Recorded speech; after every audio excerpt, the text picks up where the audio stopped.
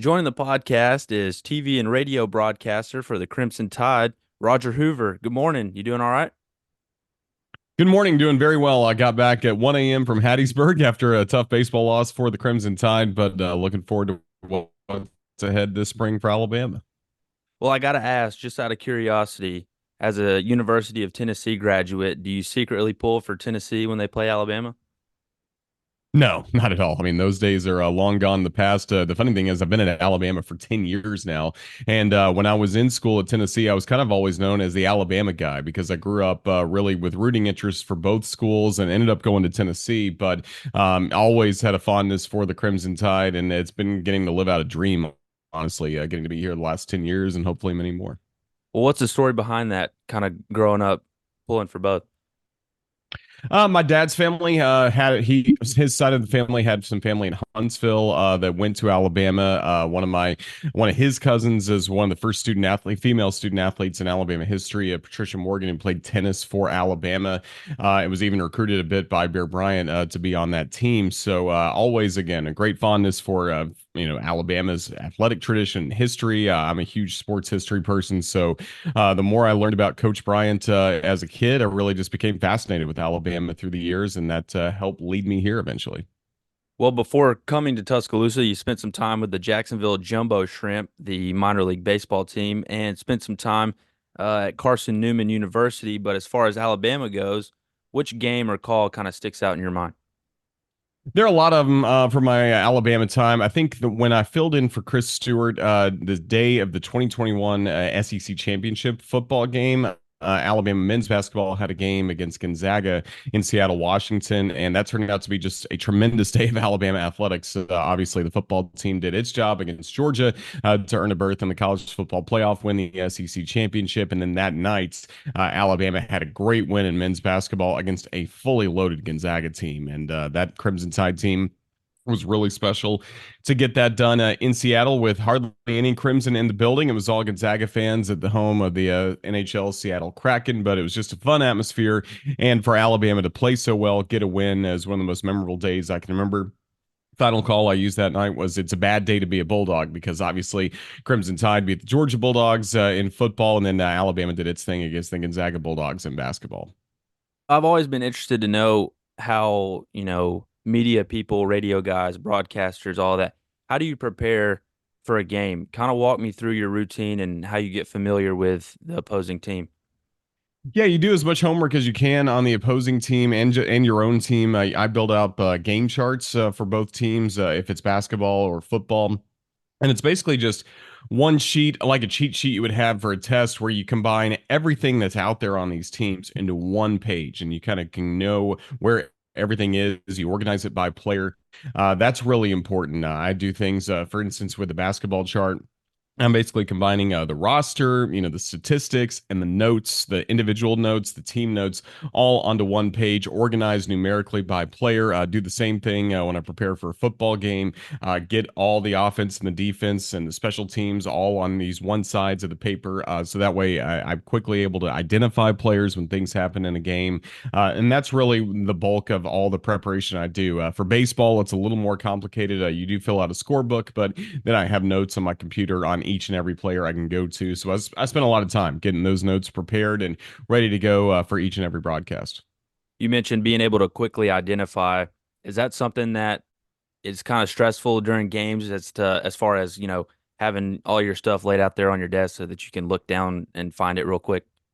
Well, the trick is to be prepared so you don't have to look down. I spent a lot of time as well memorizing names and numbers, especially in basketball. We're able to do that, but I've done that soccer, volleyball, any sport I've done. I try to memorize names and numbers. That way, again, you can just look and know that number 13 is Malachi Moore, for instance, or if we're talking basketball, number 55 is Aaron Estrada. You want to be able to get that comfortability not only with your own team, and you do as time goes on. You're always going to know who the Alabama guys are, but the trick is really learning the opposing roster and making sure that right before game time, you've got everybody set in your head. And one other thing I really try to do now, especially when I'm doing an SEC Network Plus game where we're giving both sides pretty equal time. You're neutral on the call. I'm really trying to learn the opposing team, and also like a headline about each player. Like, for instance, when Alabama played Tennessee in women's basketball, that way, if I look on the court and I see Sarah Puckett, I immediately can say she's from Alabama. She's from Muscle Shoals. It's not something I have to look down on my notes to. It's something I can see her and I can quickly say, just one quick fact about her that will kind of resonate with viewers of the broadcast, and that way you get to know a player. Another example would be if I looked at Jewel Spear. She knocked down 6 3-pointers against Alabama. Again, things you can have in your head that you don't have to look down on. I think that's really, really important in preparation. I think helps separate mediocre broadcasters from good ones, the ones that can really have things more in their head versus on paper.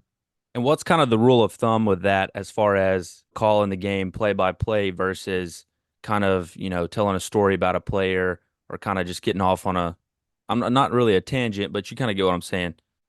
Yeah, you got to pick your moments. And on radio, you really can't go down too many storytelling rabbit holes because on radio, you have to paint the entire picture of what's happening at all times. You have to give score and time constantly because if you don't give a certain detail, the listener doesn't know what's going on. And especially if you're in the middle of a long story and you haven't said the score in a while, that person just comes into their car from the grocery store, the only thing they care about is the score. You're not funny, you're not informative at all until you give the score. You just become annoying. So on radio you got to make sure score and time are at the forefront of everything you do. On television there's a little bit more flexibility.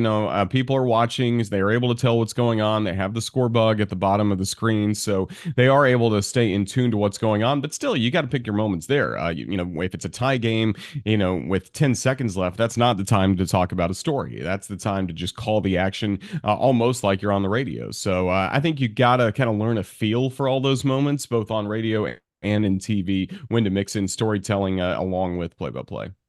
Speaking of being very detailed, I always appreciated Eli Gold for, pregame telling you, hey, so and so, they're wearing the white jerseys with the outline and the stripe down the pants and all that stuff. What did you learn from someone as legendary as Eli Gold?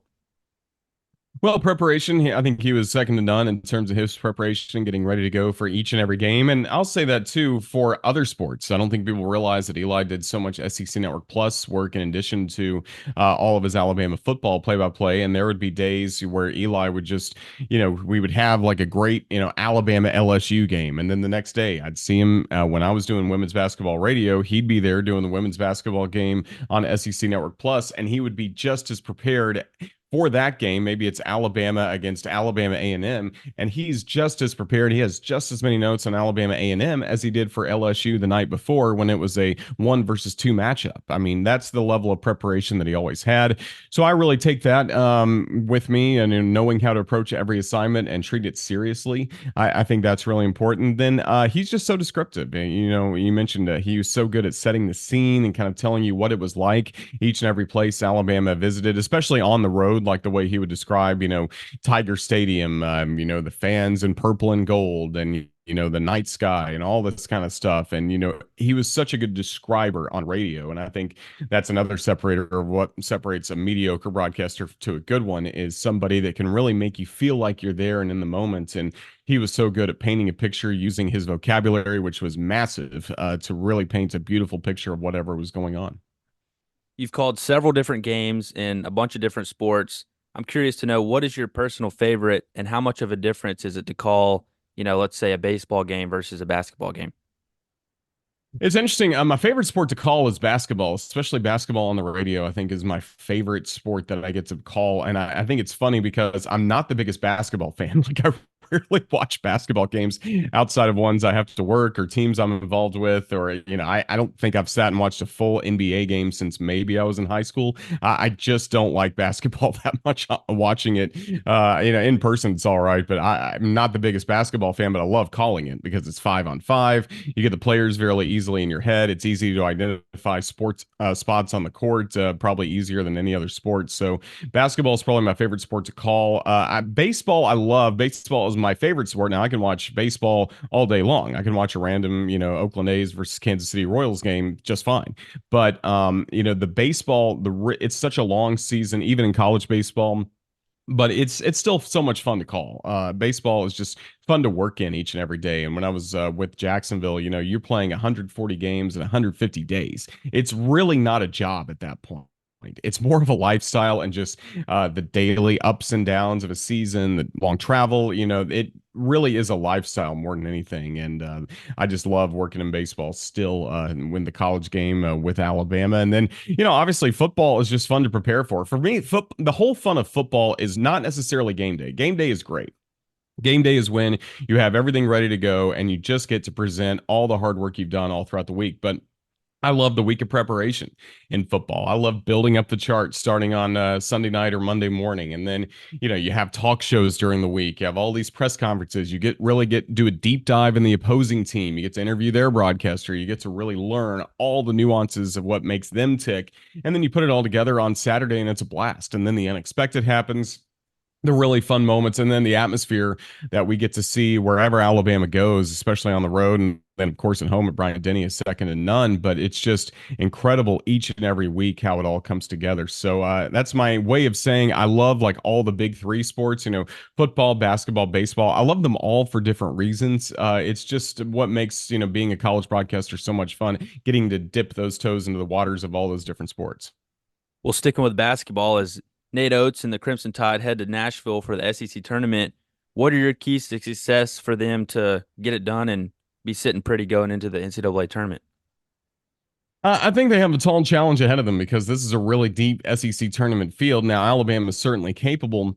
The defense has got to match what the offense does best. I think Latrell Wrightsell being back is really key to getting this offense going. Alabama really missed him in those matchups against Tennessee and Kentucky. So I think if Alabama's offensively can perform like it has performed really all throughout the year, if it can have the defense kind of catch up to that and make sure, especially if there's a matchup with Florida, you got to be really physical. You got to get rebounds, things that Nate Oates has been preaching this team all throughout the year. And there have been some tough lessons to go for this team all throughout the season. So I think if they're able to find a way to play a complete brand of basketball with the offense and the defense coming together at one, there's really nobody that can beat Alabama if in the country. I feel like Alabama is really set up well for national success in addition to in the SEC tournament, but it's got to get there on the defensive end for Alabama to be successful. Coach Oates knows that. I think the players know that at this point. Now it just needs to come together starting in Nashville.